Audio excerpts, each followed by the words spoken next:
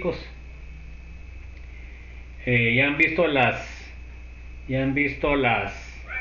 grabaciones, chicos. ¿Alguno ya vio las grabaciones?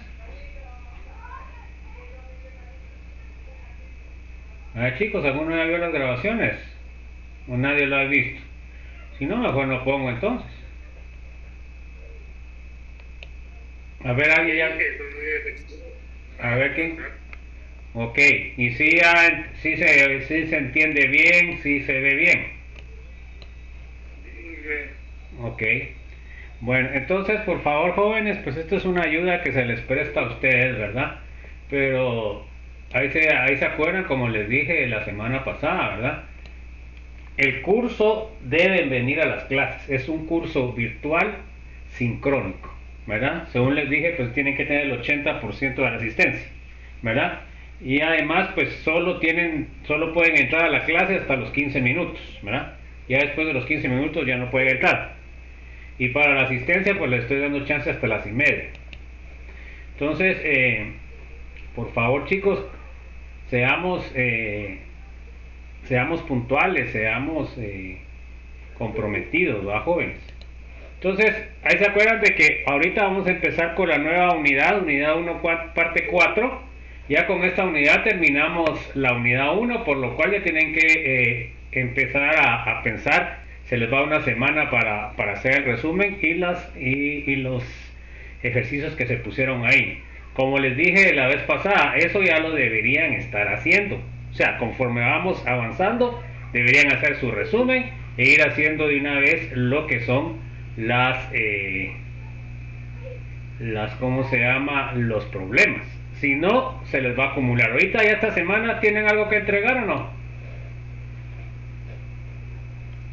Todavía no, Inge. Sí, esta semana tienen que entregar. ¿Qué tienen que entregar esta semana? ¿Se dan cuenta? Pues es que esas son las cosas que ustedes tienen que ir viendo. Hoy tienen que, creo que no sé si es el viernes o el jueves, tienen que entregar ¿qué es lo que tienen que entregar? Ah, no, no son ustedes, disculpen, sí tiene razón.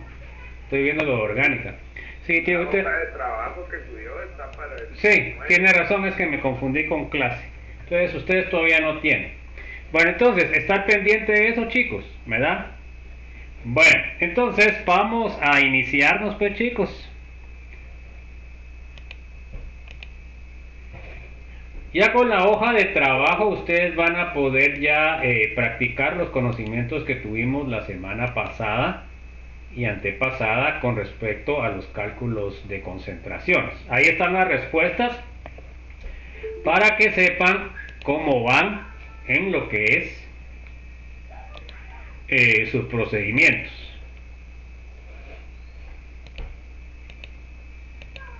Bueno, entonces vamos a empezar con la última parte de la unidad 1, estado líquido y soluciones.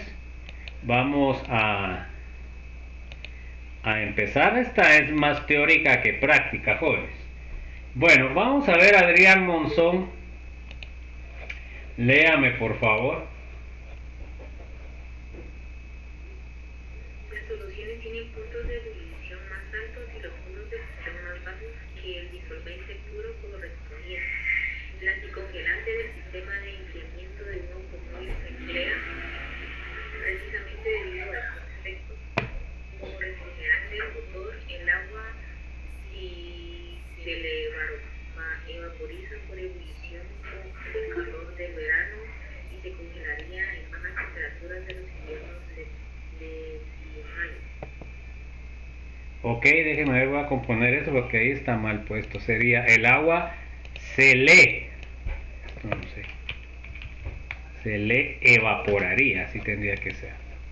Bueno, entonces, fíjense pues, el problema de los motores en países donde el invierno es fuerte, o sea, donde neva y la temperatura baja a más de 0 grados, que el agua que tiene el motor para refrigerar el motor y no se queme, lo que no es que se queme el motor, lo que pasa es que el motor es parte metálica, pero también tiene, digamos, unos empaques cuando armaron el motor. Entonces, si la temperatura sobrepasa cierta temperatura, entonces puede romper esos empaques y comienza a salir aceite del motor, y ahí es donde dicen que dicen los gringos se le rompió el motor. En realidad pues quiere decir de que se les arruinó, pues eso es lo que quieren decir, ¿va? Entonces en estas latitudes que se llaman septentrionales, o sea al norte, o pueden ser australes al sur, deben echar un anticongelante para que el agua no se congele más abajo del punto de 0 grados, a manera de que cuando ustedes amanecen en la mañana, que estén a menos 10 grados, el agua esté líquida, ¿ya? Porque si ustedes vienen y no echan el anticongelante, el agua está congelada, y entonces cuando ustedes encienden el motor, pues se enciende, pero el agua está congelada, entonces no hay cómo se enfríe el motor y les puede causar problemas en el motor. Entonces, estas propiedades, o sea, esta variación del punto de ebullición y de fusión de las soluciones es lo que llamamos nosotros propiedades coligativas, ¿verdad?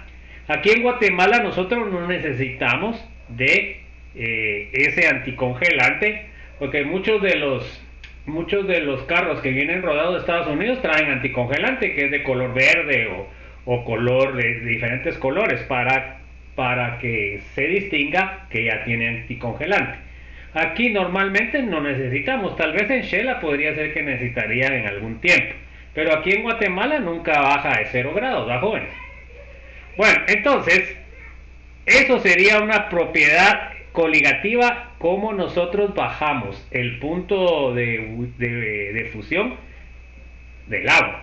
Bueno, entonces, en este caso, fíjense pues, nosotros modificamos esa propiedad agregando sustancias que cambian las fuerzas intermoleculares que ya vimos anteriormente, ¿verdad? Entonces, eso es lo que causa ese anticongelante. No sé si hay alguna duda, alguna inquietud, jóvenes. ¿Estamos bien? Bueno, entonces se dan cuenta que esto pues es más teórico, por lo cual miren, en el examen corto de esta semana sí van a venir problemas y va a venir teoría, para no castigarlos tanto. Entonces normalmente son 50 puntos de problemas y 50 puntos de preguntas. Normalmente son 5 preguntas teóricas y 2 problemas que cuestan 25 puntos. Así es como viene el examen corto. ¿Está claro? ¿Alguna duda? Bueno, a ver, léame por favor, Alejandro Waldemar. La adición de anticongelante al agua eleva el punto de ebullición del refrigerante y también impide que este se congele cuando la temperatura desciende por debajo de 0 centígrados. Ok, entonces fíjense pues, jóvenes, en realidad a veces uno dice, uno vive aquí en Guatemala, vive en la gloria. ¿Por qué? Porque no tenemos condiciones extremas, ni de extremo calor ni de extrema temperatura baja, ¿verdad? Entonces a veces cuando nosotros viajamos o nos vamos a otro país de vacaciones, vamos a ver de que en el caso de los países muy al norte o que neva o al sur, pues debemos de estar preparados, porque nosotros no podemos salir así como salimos aquí en camiseta, ¿va, jóvenes? No, que debemos de estar bien abrigados, ¿verdad? Y hay otros problemas que se presentan también en estos países, que es la generación del hielo, ¿verdad? El hielo es más peligroso que la nieve. ¿Por qué? ¿Por qué será el hielo más peligroso que la nieve? A ver, Ana Mariela, ¿no se le ocurre a usted?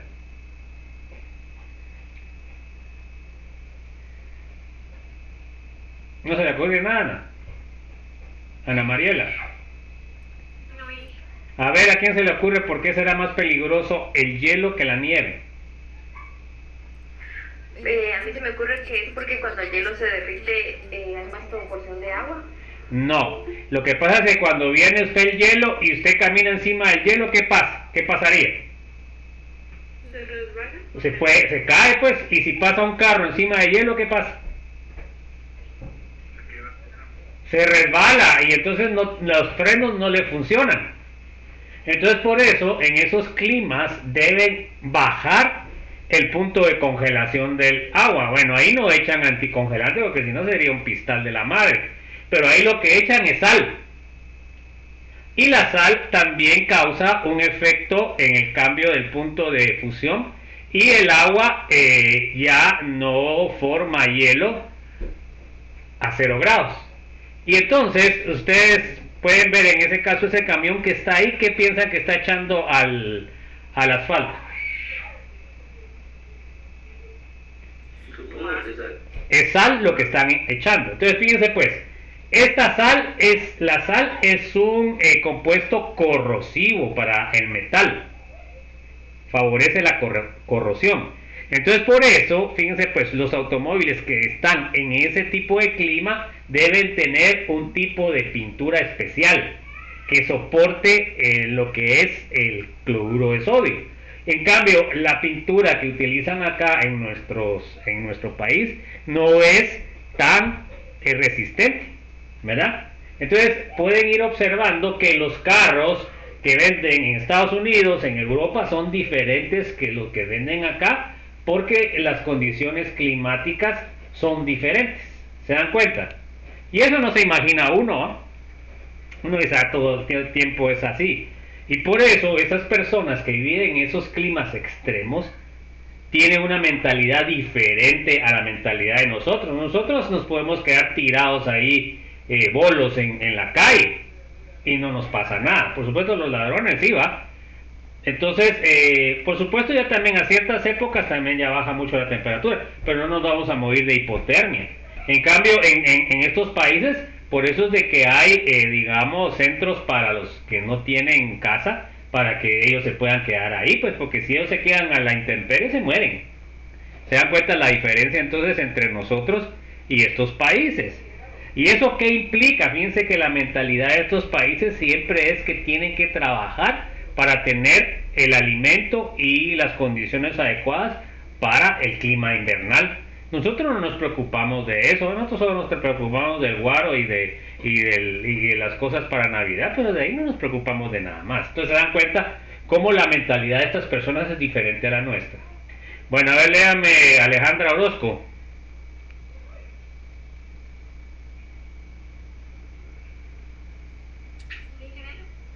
Lea, por favor.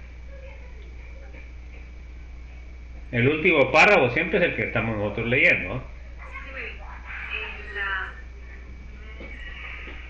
En las calles y aceras de las ciudades se esparce sal por la misma razón, para reducir el punto de congelación del agua.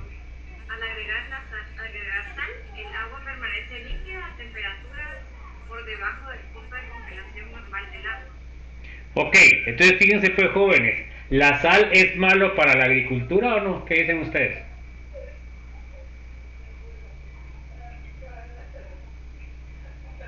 ¿Alguien sabe? La sal, un suelo que tiene, que es salado, no pueden ustedes cosechar nada. ¿Se dan cuenta? Entonces, las carreteras en estos países también tienen que tener un buen sistema de drenaje de esta sal, para que no se quede ahí y pueda tener problemas la tierra. ¿Se dan cuenta todas las cosas que tienen que pensar estas personas que viven ahí? Bueno, a ver, léame Ana Mariela, por favor.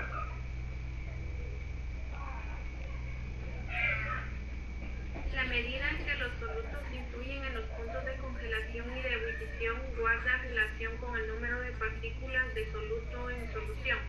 Cuanto mayor es la concentración de partículas de soluto, tanto mayor es el efecto. Las propiedades coligativas de las soluciones son aquellas como la evaluación del punto de ebullición y la depresión del punto de congelación, que depende directamente del número de partículas de soluto presentes en la solución. Entonces, fíjense pues, nosotros cambiamos las propiedades físicas del agua cuando le echamos la sal o cuando le echamos el anticongelante. ¿Y cómo es que varían estas propiedades? Porque estos compuestos que se disuelven en el agua van a cambiar las propiedades físicas del agua. Entonces, en este caso, normalmente lo que está pasando es de que las fuerzas, los puentes de hidrógeno que forma el agua, los reducen. Y entonces eso causa que sus propiedades sean más bajas. ¿Qué les parece?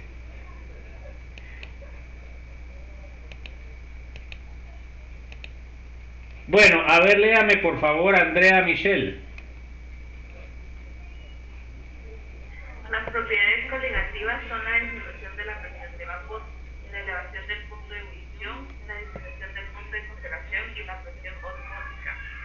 Para el estudio de las propiedades coligativas de las disoluciones de electrolitos es importante recordar que se está hablando de disoluciones relativamente diluidas, es decir, disoluciones cuyas concentraciones son menores o iguales a 0.2 molar. Entonces se dan cuenta que acá las propiedades coligativas son disminución de la presión, aumento del punto de evaporación, la presión osmótica.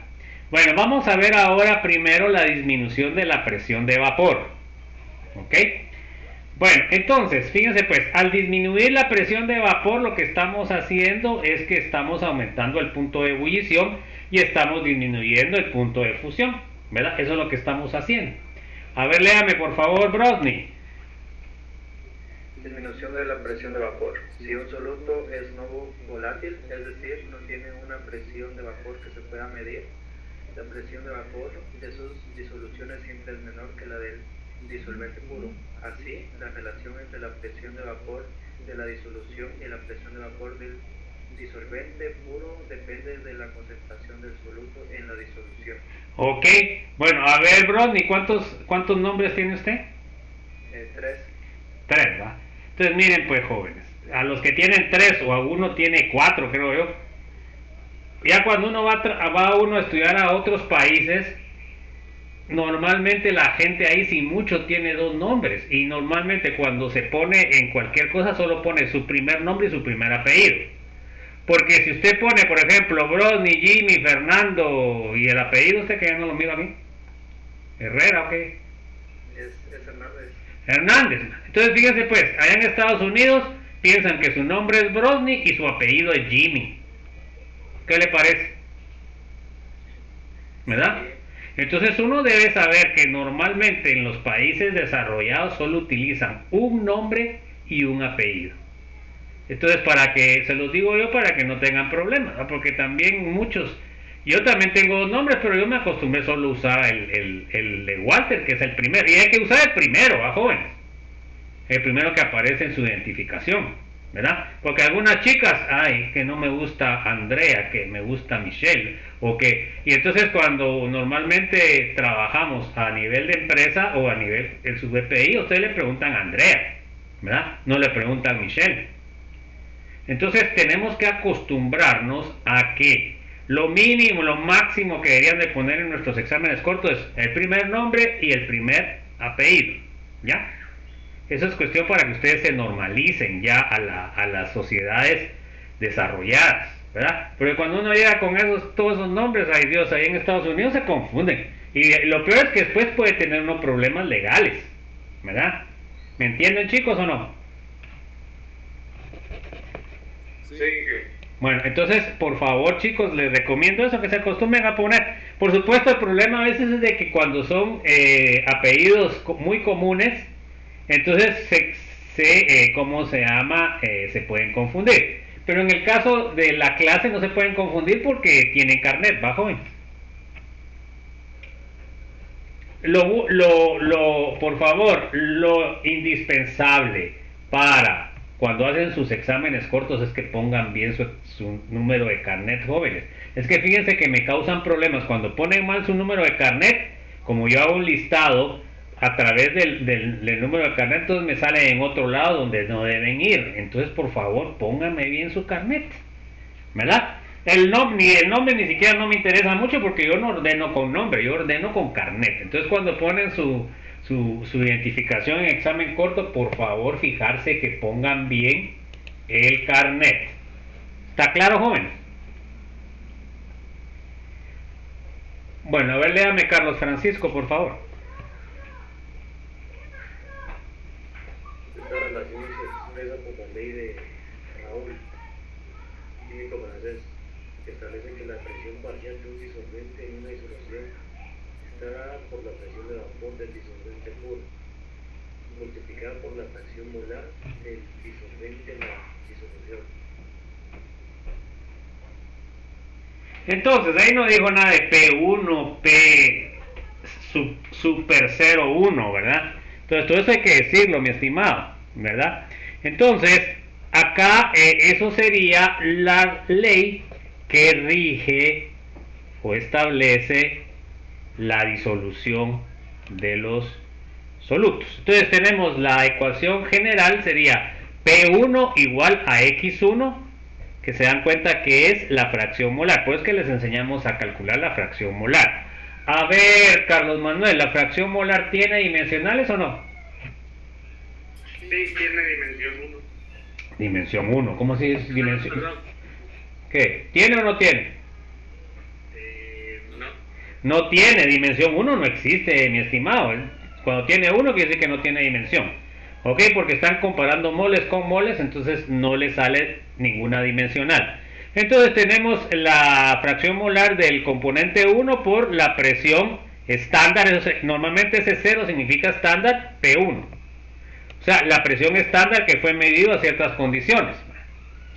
Bueno, a ver, léame por favor, Carlos Manuel. En una disolución que contenga solo un soluto, X1 es igual a 1 menos X2, donde X2 es la fracción molar del soluto. Por tanto, la ecuación anterior se puede reescribir como... Entonces, podemos tener, se dan cuenta, P1 va a ser A1 menos X2, P2. Y cuando la P1 me queda P1, al despejar P1, se dan cuenta, aquí hicimos la multiplicación, P super 0, 1 por 1, queda lo mismo, y X2 queda multiplicado por P estándar 1. Y entonces, ahora nosotros matemáticamente podemos decir que el P estándar 1 menos el P1 va a ser igual al delta P, ¿verdad? Entonces se dan cuenta que pasamos el P1, pasamos el P1 para restar, entonces este se me pasaba al otro lado y me queda positivo. Entonces quiere decir que el delta P va a ser igual a la fracción 2 por el P estándar 1. A ver, léame por favor, Carlos Norberto. Observamos que la disminución de la presión de vapor es directamente proporcional a la concentración del soluto. ¿Ok? Medida en fracción molar, o sea que no tiene dimensionales. Ahí se acuerdan, jóvenes, que si no llenan sus datos en el documento, no se les envía el examen corto, ¿ya? Yo creo que casi todos los que están ahorita presentes ya han llenado el formulario, ¿ok? Entonces, la otra cosa importante es, los que están viniendo de último tienen que ponerse al día y tienen que ver cómo sale, ¿verdad? Porque no es problema mío que han llegado tarde, así que se deben de poner al día con sus compañeros. Si tienen alguna duda me preguntan vía lo que es el Classroom.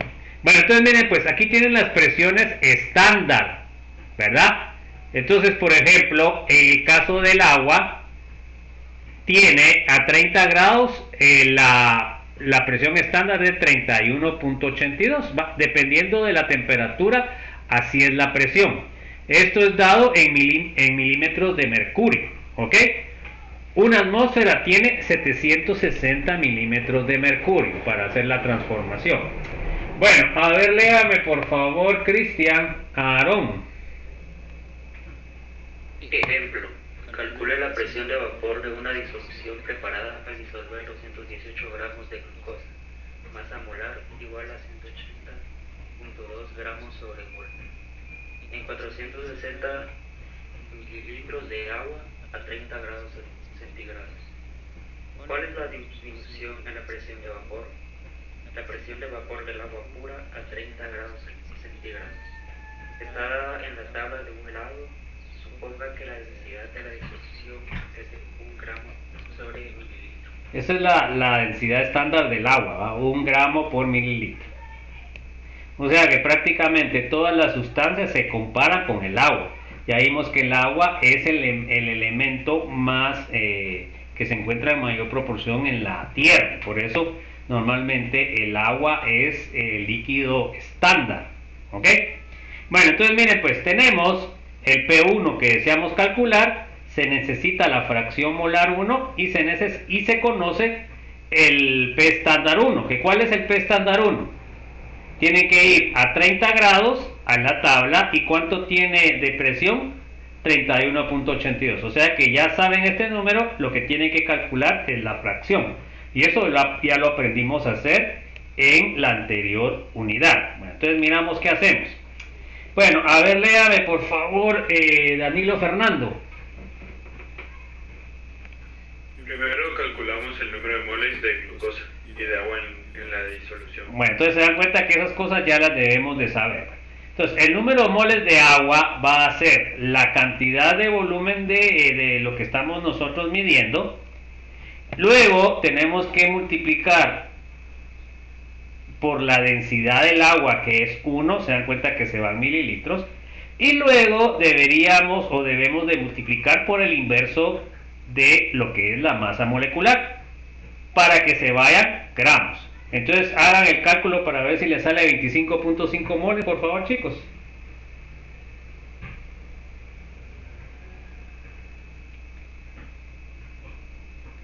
Es 460 partidos 8.02, jóvenes, porque los otros son 1, ¿no?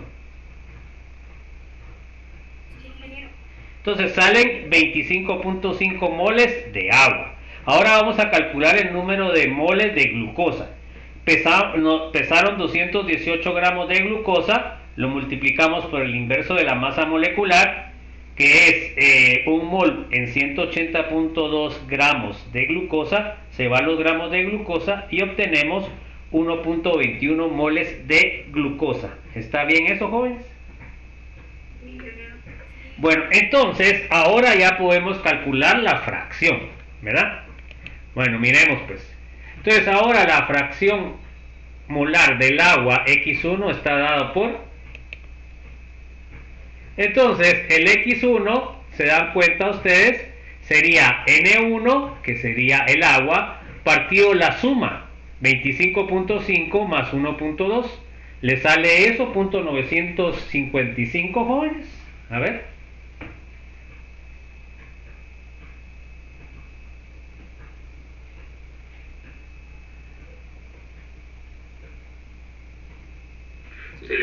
Bueno, entonces ya tenemos la fracción molar que necesitábamos, conocemos la presión estándar, entonces solo tenemos que hacer la multiplicación. A ver, léame por favor, David Alexander. Como se observa en la tabla anterior, sabemos que la presión de vapor del agua a 30 grados centígrados, es decir, es de 31.82 mmHg. Por tanto, la presión de vapor de la disolución de glucosa es... Entonces, aquí lo que estamos calculando es cuánto disminuye la presión de vapor. Entonces ahora se dan cuenta que tenemos .955 por 31.82 sale 30.4. A ver, ¿sale eso? Sí, sale eso. Bueno, entonces, ¿en cuánto disminuyó la presión de vapor del agua, jóvenes?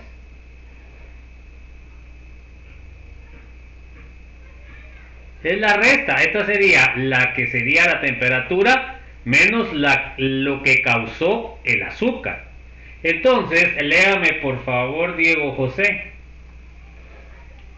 Por último, la disminución de la presión de vapor es de 31.82 menos 30.4 milímetros de mercurio o 1.42 milímetros de mercurio. Ok, o sea que la resta de eso sale 1.42. Entonces se dan cuenta que me disminuyó la presión de vapor en 1.42 milímetros de mercurio. O sea que, ¿qué quiere decir? Quiere decir de que ya no va a congelarse a 0 grados, se va a congelar a una temperatura más baja y también la presión de vapor ya va a disminuir, lo que quiere decir de que ya no va a ebullir a 100 grados, sino va a ebullir a una temperatura menor. Se dan cuenta que eso es lo de las propiedades coligativas. Estamos modificando las propiedades físicas de un compuesto, en este caso el agua. Ahí está el ejercicio 13, miren. Bueno, léame por favor, Dulce María. Así, las moléculas del disolvente tienen menor tendencia a abandonar la disolución que a abandonar el disolvente puro, para convertirse en vapor, y la presión de vapor de una disolución es menor que la del disolvente. Ok, se dan cuenta que era 31.82 sin azúcar y con azúcar es de 30.4. ¿Se dan cuenta? Eso fue lo que modificó las propiedades coligativas del agua al agregar el azúcar. Entonces se dan cuenta, ¿qué es lo que está pasando? Pues lo que está pasando es de que como el azúcar se disuelve en el agua, este va a causar una modificación de las fuerzas intermoleculares. Y en el caso particular del agua, lo que está haciendo es de que el agua está haciendo menos puentes de hidrógeno y por eso baja su presión de vapor. Bueno, a ver, léame, Eileen. Si ambos componentes de una disolución son volátiles, es decir, tienen presiones de vapor que se pueden medir, la presión de vapor de la disolución es la suma de las presiones parciales individuales. La ley de Raoult también se cumple en este caso. Ok, entonces se dan cuenta que tenemos dos presiones, una presión A que va a ser igual a la fracción en A por la presión estándar de A, y la presión de B va a ser igual a la fracción molar de B por la presión estándar en B. ¿Verdad? Eso, las presiones estándar las tienen que encontrar en una tabla. Bueno, entonces ahí lo que están haciendo ustedes es mezclando dos sustancias. A ver, léame por favor, Estuardo Josué. Donde PA y PB son las presiones parciales de los componentes A y B de la disolución, PA y PB son... Ahí tiene que poner P, puede decir estándar o puede decir P super 0. Cuando está arriba el número o la letra se dice super, ¿verdad? Porque está arriba. Diga otra vez entonces, mi estimado. P super A y P super B. No, pero es super 0.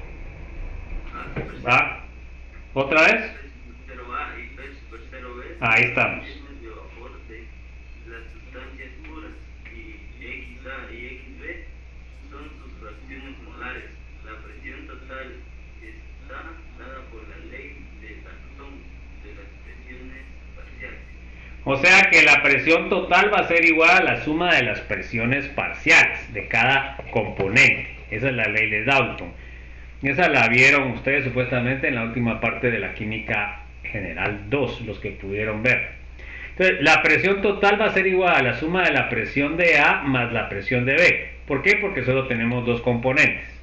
Entonces, si nosotros sustituimos en este caso el PA y el PB por lo que habíamos visto en la ley de Raoult, entonces sería X la fracción molar de A por el P super 0A más la fracción de B por el P super 0B o el estándar. Entonces, así ya podemos nosotros hacer el cálculo. Miren, ahí tienen un video en el cual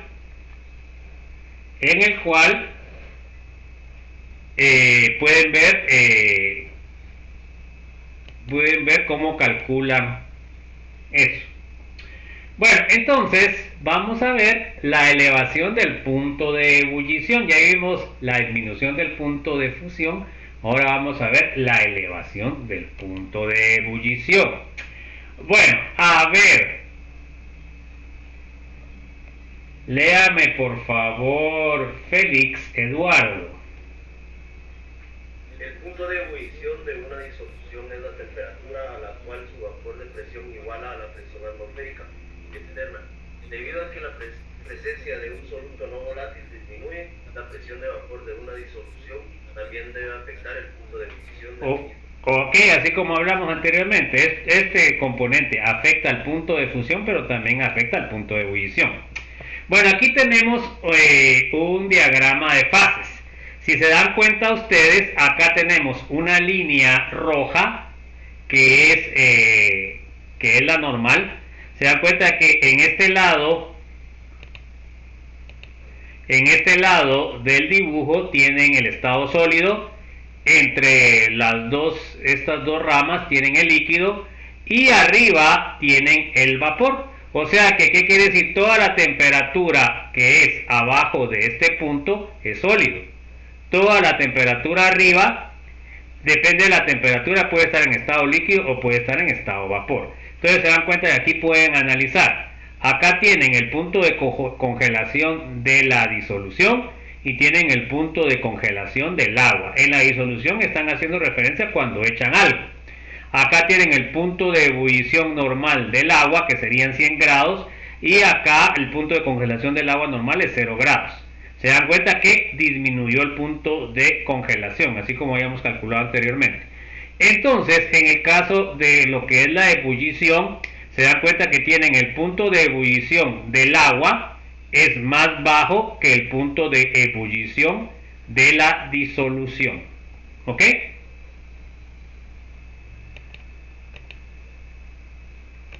Acá tienen un video para que interpreten, ahí les explican las diferentes fases y las diferentes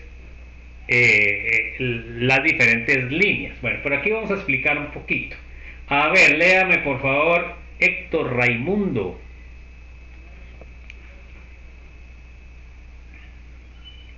En la figura anterior se presenta el diagrama de fases del agua y de los cambios que se ocurren en una disolución acuosa. Debido a que cualquier temperatura, la presión de vapor de la disolución es menor que la del disolvente puro.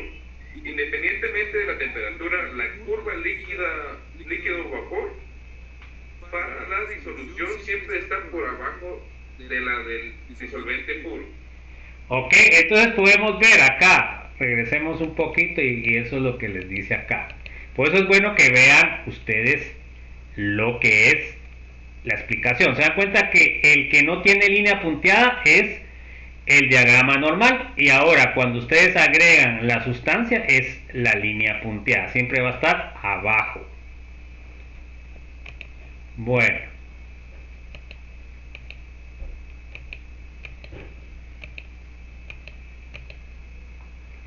a ver, léame Helen Fabiola. Como consecuencia, la intersección de la curva punteada líquido-vapor y la línea horizontal que marca P1 igual a 1 atm ocurre a una temperatura mayor que el punto de evolución normal del disolvente puro. Este análisis gráfico muestra que el punto de ebullición de la disolución es mayor que la del agua. La elevación del punto de ebullición AT delta TV se define como el punto de ebullición de la disolución TV menos el punto de evolución del disolvente puro de grado B. T super 0B. Entonces, fíjense pues, en este caso se dan cuenta que está aumentando el punto de ebullición del agua. ¿Ok?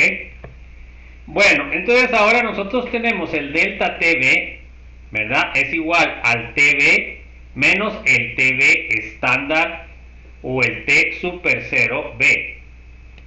Ese es un 0, no es una O, jóvenes. A ver, léame por favor Javier Barrios.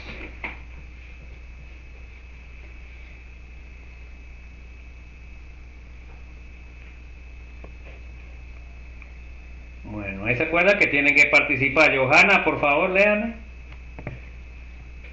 Debido a que TV es mayor que T o B, delta TV es una cantidad positiva. El valor de delta TV es proporcional a la disminución de la presión de vapor y también es proporcional a la concentración molalidad de la disolución, es decir.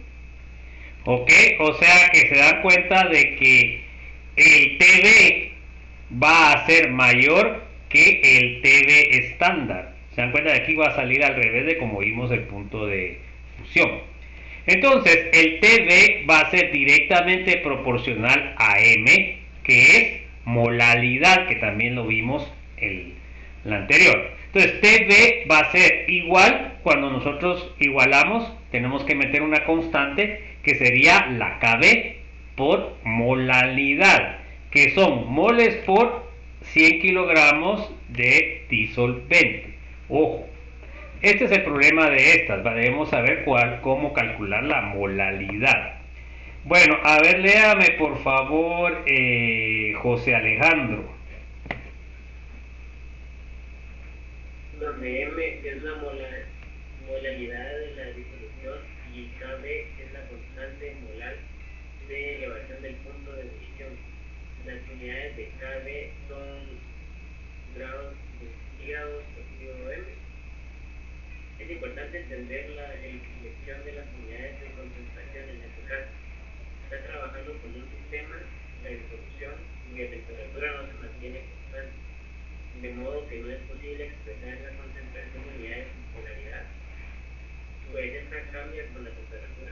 Entonces se dan cuenta que por eso no utilizamos molar, porque la molaridad depende de la temperatura, en cambio la molalidad no, ¿verdad? Entonces por eso debemos utilizar una expresión de la concentración que no lo afecte la temperatura, porque en estas gráficas, se dan cuenta ustedes, se modifica la temperatura.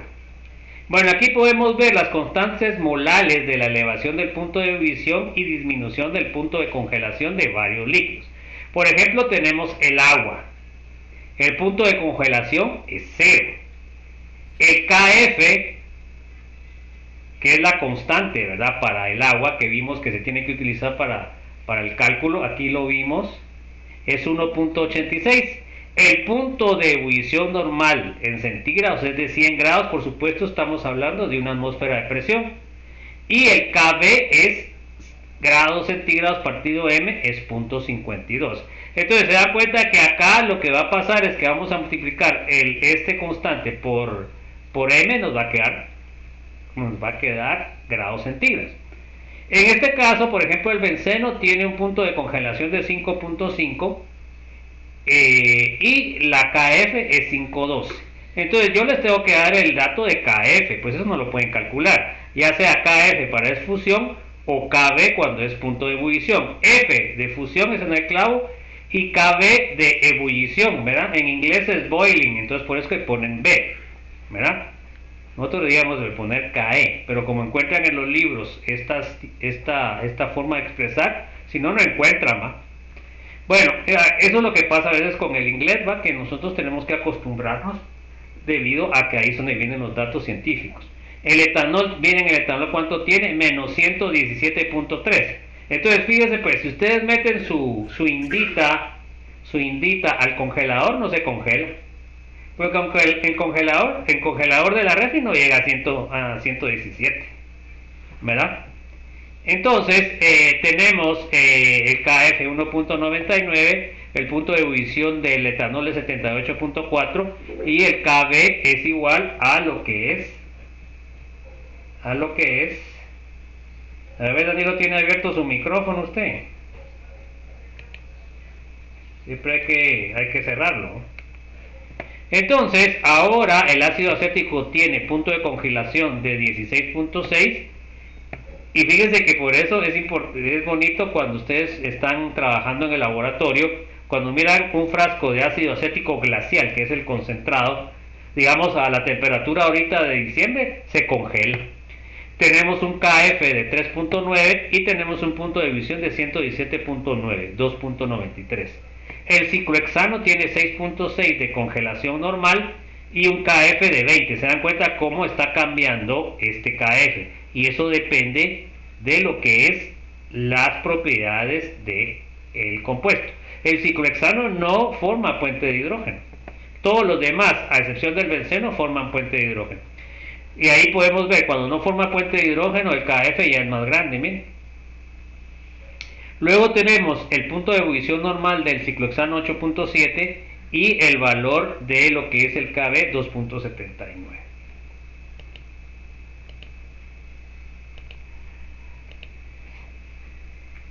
Acá tenemos un video del aumento del punto de ebullición. Ahí lo miran. Entonces miren pues jóvenes, yo lo que les aconsejo es, cuando estén haciendo su resumen, comienzan a ver los videos y también si quieren pueden poner alguna observación respecto al video, qué fue lo que aprendieron, qué fue lo que les gustó, qué fue lo que no les gustó. Porque lo importante, digamos, que yo les pongo esos videos es para que los vean pues jóvenes, ¿verdad? No es lo mismo que siempre estén oyendo al mismo profesor que estén viendo a otras personas que les expliquen, ¿verdad? Supuestamente deberían tener una oportunidad más de poder entender el concepto. Bueno, vamos a ver la disminución del punto de congelación. A ver, pues. A ver, léame. ¿Dónde me quedé, jóvenes? A ver.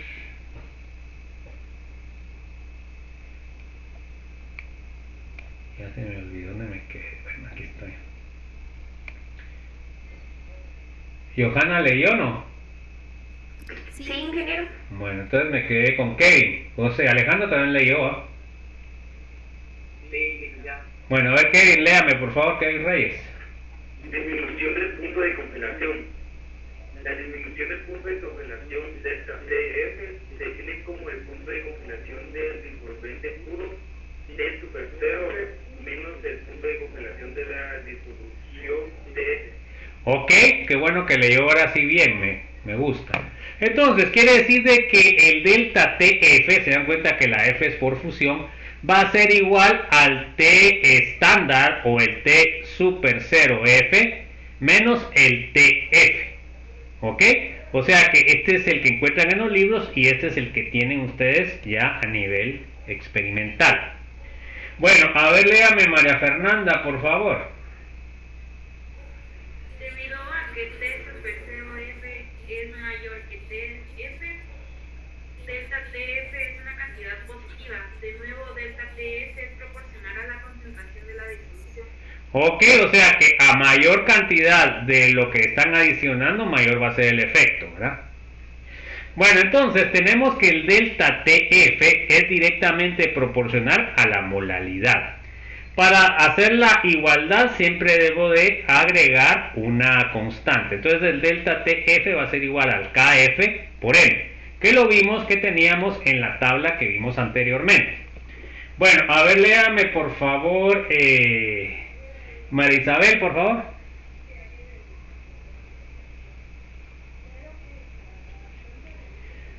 Donde M es la concentración del soluto en unidades de molaridad y que KF es la constante molar de la disminución del punto de congelación. Vea la tabla anterior. Igual que para KB, las unidades de KF son de grado centígrado partido M, minúscula. Bueno, entonces, a ver, léame Mario Solares, por favor. La explicación cualitativa de la disminución del punto de congelación es la siguiente. La congelación implica la transición de un estado desordenado a un estado ordenado. Para que esto suceda, el sistema debe liberar energía. Como en una disolución hay mayor desorden que en el disolvente, es necesario que libere más energía para tener orden que en el caso de un disolvente puro. Por ello, la disolución tiene menor punto de congelación que el disolvente. Observe que cuando se congela una disolución, el sólido que se separa es el componente de disolvente puro. Ok, entonces fíjese pues, lo que va a hacer, lo que le agregamos a la sustancia es que me va a causar un desorden dentro de las moléculas del disolvente.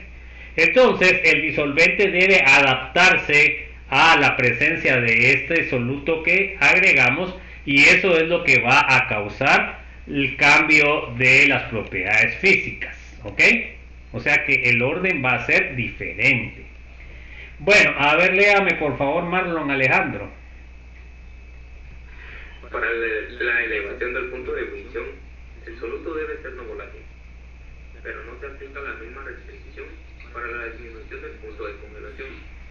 Por ejemplo, el metanol, un líquido bastante volátil que hierve a 65 grados centígrados. Algunas veces se utiliza como anticongelante en los radiadores de los automóviles. Ok, se usa metanol, pero el metanol tiene un clavo. El metanol tiene el clavo de que es venenoso y puede causar ceguera.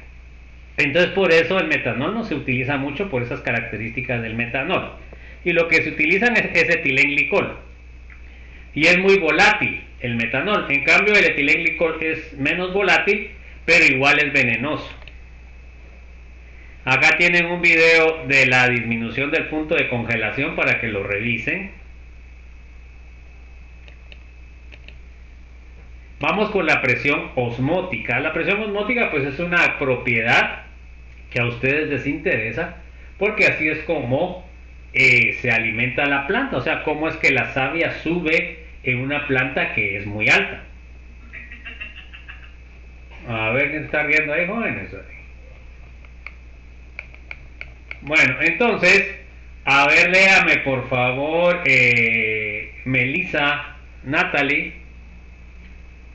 Muchos procesos químicos y biológicos dependen de la ósmosis, el paso selectivo de moléculas del disolvente a través de una membrana porosa desde una disolución diluida hacia una de mayor concentración.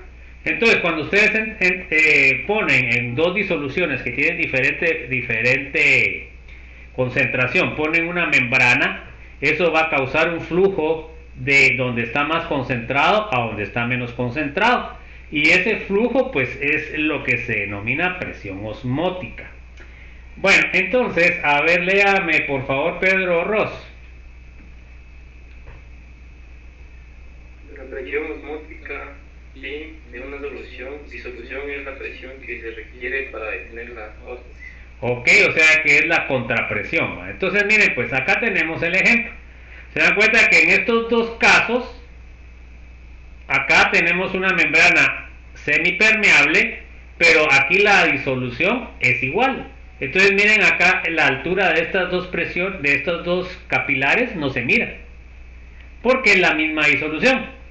Pero ahora, déjenme ver aquí, creo que tiene la explicación. Entonces, fíjense pues, los niveles del disolvente puro a la izquierda y de la disolución derecha son iguales. Entonces, por eso, acá las alturas son iguales. Pero miren, en el B, durante la ósmosis, el nivel del lado de la disolución aumenta como resultado neto del disolvente de izquierda a derecha. Entonces se da cuenta de que acá quiere decir de que uno de los dos es más concentrado, uno de los dos lados es más concentrado que el otro. Entonces quiere decir, acá pueden verlo con una ampliación, de que parte del disolvente se está pasando al lado donde está más concentrado. Entonces se da cuenta de lo que no se mueve es el soluto, pero lo que se mueve es lo que es el disolvente. Y ese flujo de disolvente de lo menos concentrado a lo más concentrado es lo que me da esta diferencia, ¿se dan cuenta? Esta diferencia es debida a la presión osmótica. La presión osmótica es igual a la presión hidrostática ejercida por la columna del fluido en el tubo de la derecha. Básicamente se observa el efecto cuando el disolvente puro se sustituye por la disolución más diluida de la derecha. Entonces se dan cuenta de que de aquí de la más concentrada se está yendo soluto para el otro lado. Eso es lo que se está intercambiando hasta que las dos soluciones queden iguales. Entonces ahí ya se iguala la concentración. Entonces este movimiento es un movimiento fundamental para la vida. Así es como se hace el intercambio en las membranas, ¿verdad? Y lo que les decía de lo que es el movimiento en capilares, en capilaridad, ¿no? Bueno, entonces vamos a ver ahora, léame por favor Ramsés. La presión osmótica de una disolución está poca. Entonces miremos que pi, que sabemos que es la presión osmótica, va a estar igual, está dado por mRT. Bueno, entonces ahora miremos qué son las variables. Léame Shirley Michelle, por favor.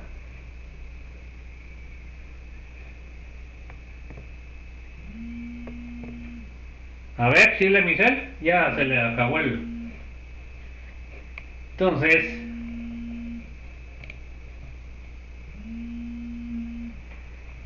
bueno, solo vamos a terminar esto. A ver, léame por favor a Adriana Monzón. Donde M es la molaridad de la disolución. Ok, permítanme, solo voy a hacer una cosa aquí. Ahorita le voy a... Dele pues. Donde M es la molaridad de la disolución, R es la constante de los gases, 0.0821 L por ATM dividido K por mol, y la T es la temperatura absoluta. Ok, L son litros, va, atmósfera en grados Kelvin y mol. Y la T es temperatura y R es la constante de los gases, ¿ok? A ver, léame Alejandra Orozco, por favor.